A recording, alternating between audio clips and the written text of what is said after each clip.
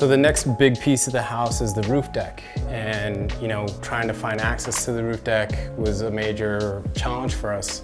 We wanted to maintain this visual connection through the house and the bridge walkway. And I think one thought was that we would do a roof access ladder on the side of the wall, but that wasn't cool enough. So we had to do something else. We knew we had millwork and depth on either side of the closet.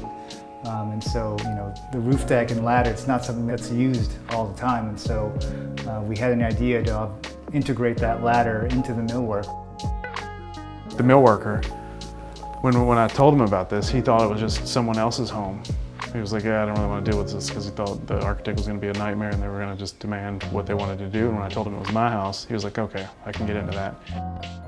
It was a very collaborative process. We kind of doodled, I really recall the conversation with Patrick. He's on the phone down in the Cape and we're talking about this and we're doodling things and researching, different little ways to make this happen. And then the other part of it was the person that would build it, the millworker. And once he saw this kind of dynamic collaboration, I think he was more willing to just jump in and be a part of that process. And he was pivotal in helping figure it out. I mean, there's engineering involved. There's wheels and casters that require a certain load, bearings that it runs on, the rod, like all that's kind of engineered that they did, and did a great job at it. So a cool detail actually that Trader and guys Dave thought of, it's like this is both the handle for going up and also the handle for pulling it out. So you'll notice it's on, this is kind of reglet, I guess you call it. It's on both sides. So it's nice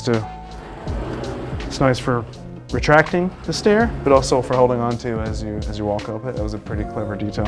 It was fun in that little piece of the project. It was a very big project, but that little piece, I think, is a really good example of the collaborative process and how we all put our passion and motivation towards things. And I think that that's one of the unique characteristics of the house. That, the roof deck and the skylight are things that really kind of add to the next level of the design.